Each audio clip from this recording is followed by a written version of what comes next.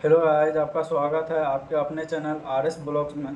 तो मैं आज बात करने वाला हूँ कि जैसे आप लोग जान रहे होंगे कि एनटीपीसी का फॉर्म भरना स्टार्ट हो चुका है। जैसे कि आज 17 तारीख है, 14 से ही फॉर्म फिलअप होना स्टार्ट हो चुका है। तो बहुत लोगों का कमेंट आ रहा था कि क्या क्या डॉक्यूमेंट लग रहा है, इस पर हम थोड़ा वीडियो बनाने के लिए।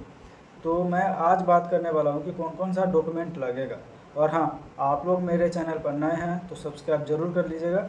चलिए देखते हैं कि कौन कौन सा डॉक्यूमेंट फॉर्म फिलअप करने के दौरान लगता है। तो जो आपका जो पहला जो डॉक्यूमेंट लगेगा वो आपको पहला मैट्रिक का सर्टिफिकेट लगेगा। ठीक है, जो बोर्ड सर्टिफिकेट भी आपको उसके साथ ज़रूरी है। और हाँ, दूसरा नंबर पे जैसे कि जो मैट्रिक का सर्टिफिकेट है उसमें आपको पापा और मम्मी का जो नाम होता है वो लेटर वाइज सेम होना चाहिए।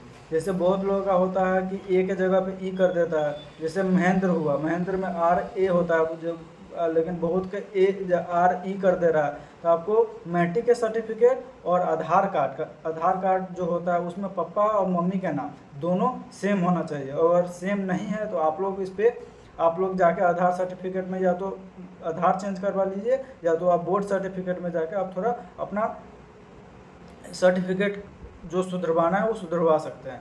और दूसरा जो आपको लगेगा वो ट्वेल्थ का मार्कशीट लगेगा, और बोर्ड सर्टिफिकेट जो ट्वेल्थ का होता है वो लगेगा।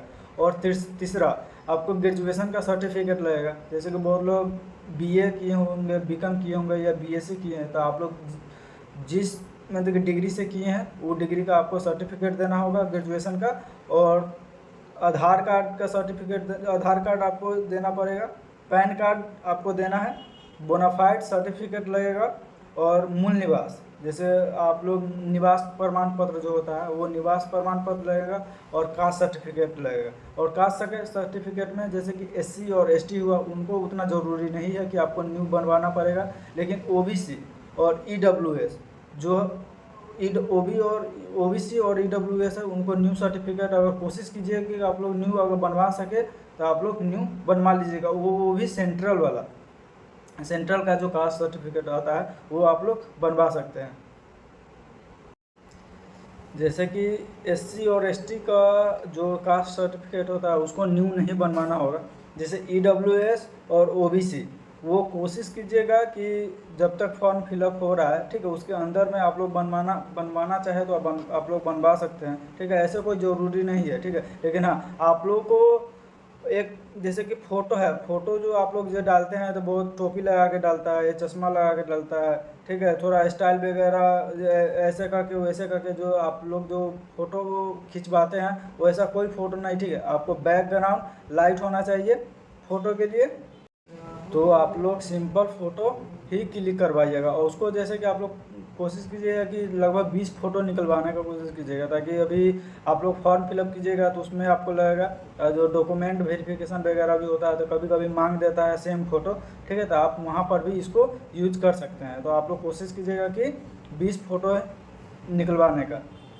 और हाँ, बहुत लोगों का एक डाउट था कि जैसे कि वो लोग ग्रेजुएशन के साथ बहुत लोग आईटीआई किए हैं, ठीक है, या इंटर के साथ बहुत लोग आईटीआई किए हैं।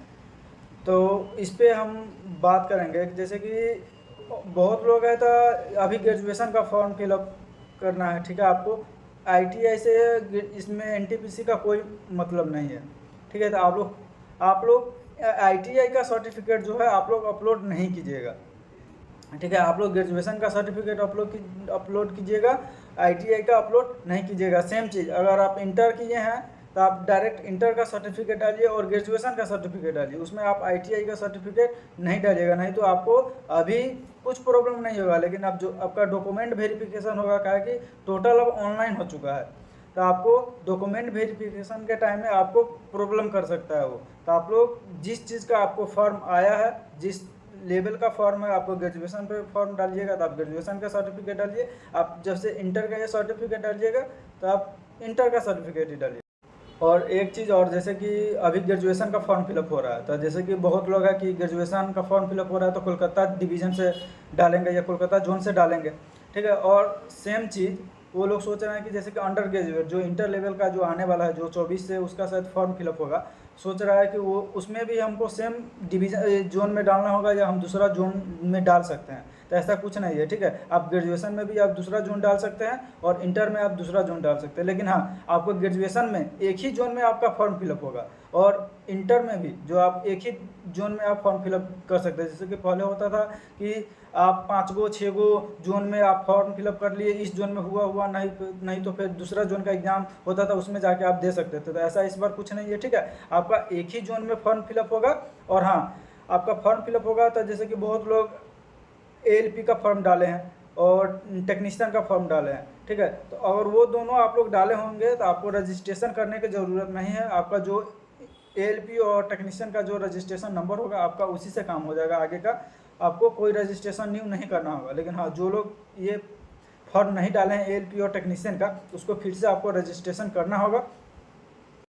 और आपको मेरा ये वीडियो कैसा लगा आप लोग कमेंट करके ज़रूर बताइएगा। चलिए मिलते हैं किसी नए वीडियो में किसी नए टॉपिक के साथ।